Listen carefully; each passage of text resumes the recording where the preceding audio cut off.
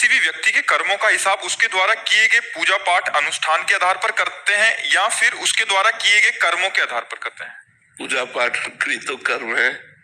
जो पाप कर्म है, पराई माताओं बहनों की तरफ गंदी दृष्टि रखना, मदिरा पान करना, मांस खाना, हिंसा करना, चोरी करना, छल कपट करना, ये पाप कर्म है। इसका परिणाम होता है दुख।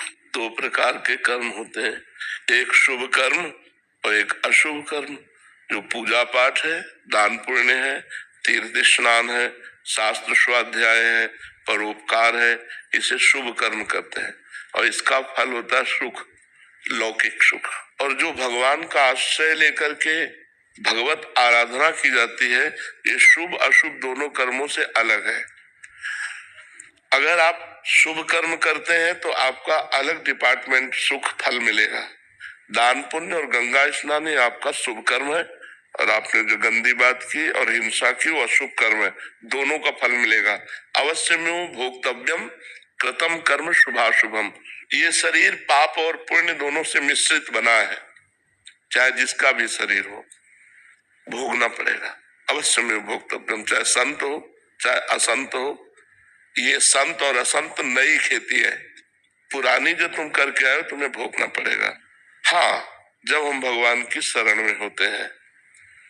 सर्वधर्मान परित्यज्य मामेकम शरणम व्रज अहम त्वाम सर्व पापेभ्यो मोक्षयिष्यामि मा शुचा। मैं तुम्हें समस्त कर्मों से मुक्त कर दूंगा, समस्त कर्म शुभ और अशुभ दोनों बंधनों से। तुम मेरी शरण में आ जाओ, मेरे भजन में लग जाओ। तो एक बात है, शुभ और अशुभ कर्म दोनों का फल आपको भोगना ही पड़ेगा, आप चाहे जो हो। अब कह दे कि अभी एक सिद्धांत बताया गया कि भगवान की शरण में आने से भगवान उसे माफ कर देते हैं। तो क्या माफ किया? ये एक जन्म के लिए निकाला हुआ प्रारब्ध है और अनेक जन्मों का संचित कर्म जमा है, उसे भगवान भस्म कर देते हैं। अभी जो हमसे गलती होगी उसे माफ कर देते हैं, लेकिन जिससे शरीर बना वो भोगना पड़ता है।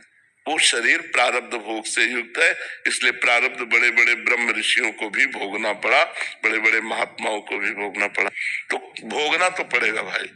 इसीलिए कहा जाता है बहुत होश में कर्म करो, नहीं तो तुम्हें कर्म नहीं बख्शेगा। भगवान तो बख्श देंगे लेकिन कर्म नहीं बख्शेगा, तुम्हें भोगना ही पड़ेगा। आप सोच